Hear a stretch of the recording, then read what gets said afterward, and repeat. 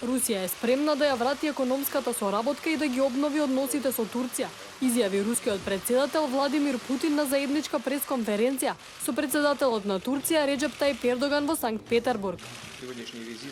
Вашата посета и покрај комплицираната политичка ситуација во Турција покажува дека сите ние сакаме да го продолжиме диалогот и да ги обновиме нашите односи поради интересите на рускиот и турскиот народ.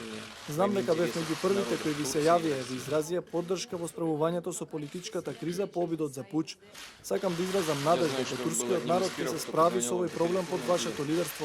Се надевам дека редот и мирот ќе бидат повторно воспоставени. Ова беше прва посета на Ердоган во Русија, по обидот за државен удар минатиот месец, каде му се заблагодари на Путин за телефонскиот повик во кој тој му изразил сочувство. Вашиот повик веднаш по обидот за државен удар ме израдува и мене и моите колеги и нашиот народ. Преку организираниот собир, граѓаните покажаа дека се против обидите за пуч и дека сакаат демократија. Многу се очекува од нас во регионот од политички аспект.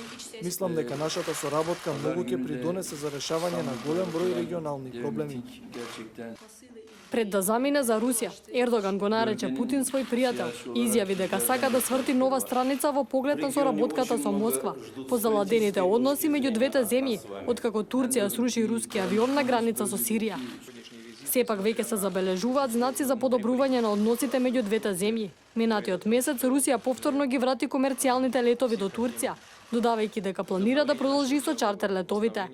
Долги години Турција представуваше магнет за руски туристи, поради што воведеното руско ембарго имаше негативно влијание врз земјата.